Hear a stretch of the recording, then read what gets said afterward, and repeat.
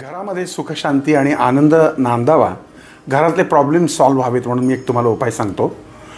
2 पणत्या घ्यायच्या, मातीच्या पणत्या, आणि या पणत्यांमध्ये तिळाचं तेल ओतायचे. या तिळाच्या तेल ओतलेल्या पणत्यांमध्ये खोबरेल तेलात भिजवलेली जी वात असते ती त्याच्यामध्ये ठेवायची. त्याच्यामध्ये या दोन्ही दिव्यांमध्ये मोजून 11 आणि 11 म्हणजे एकूण या दिव्यात 11, या दिव्यात 11 अशा अख्ख्या अक्षता त्याच्यामध्ये अर्पण करायच्यात. भीमसेनी कापराचा तुकडा दोन्ही दिव्यांमध्ये टाकायचा आहे.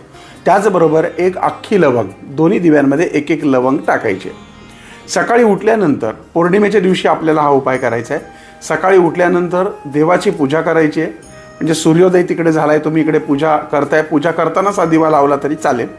आणि हे दोन्ही दिवे त्या ठिकाणी लावायचे. दोन्ही दिव्यांना हळदी कुंकू अर्पण करायचं, हात जोडून प्रार्थना करायची.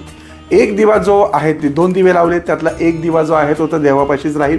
दुसरा दिवा उचलायचा आहे आणि तो हातामध्ये शांतपणाने घेऊन तो विझणार नाही. अशा पद्धतीने विझला तर टेन्शन घेऊ नका, परत लावता येईल, परंतु धांदरटपणा करू नका. तो विझणार नाही अशा पद्धतीने घेऊन जाऊन आपल्या दरवाजामध्ये तो ठेवायचा आहे. आपण दिवाळीला जसा दरवाजात दिवा लावतो तसा. पण लक्षात ठेवा, दरवाजात दिवा लावण्यापूर्वी आधी तिथे सडा संमार्जन करणं गरजेचं आहे. दरवाजातली घाण साफ करणं गरजेचं आहे. तिथल्या चपला वगैरे हटवणं गरजेचं आहे. म्हणजे तुम्हाला जेव्हा पूजा करायला तुम्ही बसणार तेव्हा दरवाजामध्ये आधी सडा संमार्जन करून तिथला घाण कचरा चपला हटवायच्यात, हे लक्षात ठेवायचं. मग तो दिवा एक तुम्ही दरवाजात लावायचा आहे. तुमचा दरवाजा कुठल्याही दिशेला तोंड करून असू द्या, दिव्याचं तोंड मात्र पूर्वेला तोंड करून असावं. एक दिवा तुम्ही देवापाशी लावला आहे, एक दिवा तुम्ही दरवाजामध्ये लावलेला आहे. आणि त्या दरवाजातल्या दिव्याला ठेवल्यानंतर दरवाजा तुमच्या कुठल्याही दिशेला तोंड असला तरी त्या दिशेला हात जोडून सर्व देवतांना प्रार्थना करायची. तुमच्या घरामध्ये असलेली समस्या जी आहे ती म्हणजे असं म्हणायचं नाही की समस्या आहे, की बाबा जो काही त्रास आहे तो निश्चित संपणार आहे. या देवता माझ्या मागं अखंड उभ्या राहणार आहेत आणि माझ्या घरामध्ये सर्व प्रकारचं सुख, समाधान, संपत्ती, संतती, ऐश्वर मला प्राप्त होणार आहे असं म्हणून नमस्कार करायचा आणि मग तुमच्या नैमित्तिक कामाला तुम्ही लागू शकता.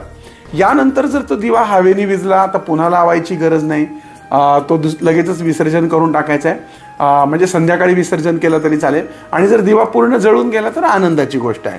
मग दिवा हा पूर्ण शांत झाल्यानंतर दोन्ही दिवे उचलायचे आणि जे काय आहे ते आपण झाडामध्ये ठेवून देऊ शकता किंवा पुन्हा पुढच्या पौर्णिमेला देखील तुम्ही हेच दिवे वापरू शकता. पण त्यात जर तेल शिल्लक असेल तर तेल अशा ठिकाणी टाकावं की पायदळी येणार नाही.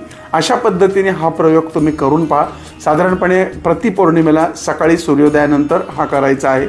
पण जास्ती करू नका. सरासरी एक 3-4 पौर्णिमा केल्यानंतर थांबलं तरी चालेल. वारंवार हे करण्याची गरज नाही. जर तुम्हाला चांगला फरक पडला एका पौर्णिमेतच तर पुढच्या पौर्णिमेला नाही केलं तरी चालेल. त्यानंतर मात्र त्या देवतांनी आपल्यावरती केलेल्या कृपेचा कृपाभाव म्हणून त्या देवतांचे आशीर्वाद नियमित घ्यावे.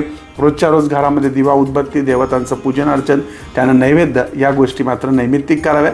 आणि हा उपाय पौर्णिमेला केल्यानंतर आपल्याला काय फरक पडतो ते मला जरूर फोन करून सांगावे. हा प्रयोग खूप ठेवणीतला असा प्रयोग मी तुम्हाला सांगितला आहे. हा जरूर करून पहा. अर्थात हे उपाय केल्यानं पैशाचा पाऊस पडतो, मोठमोठे आजार बरे होतात असं माझा कोणताही दावा नाही.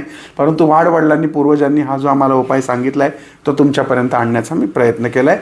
आणि तुम्हाला हा कार्यक्रम आवडला असेल तर सगळ्यात महत्त्वाचं तुम्हाला माहिती आहे काय करायचं आहे की लाईक, सबस्क्राईबचं बटन पण दाबायचे, बेल आयकॉनला क्लिक पण करायचे आणि हा व्हिडिओ शेअर पण करायचा आहे. ज्यामुळे लोकांच्या घरामध्ये आनंद निर्माण झाला तर ऑटोमॅटिक तुमच्या घरातही आनंद निर्माण होणार आहे. तुम्हाला अनेक आशीर्वाद.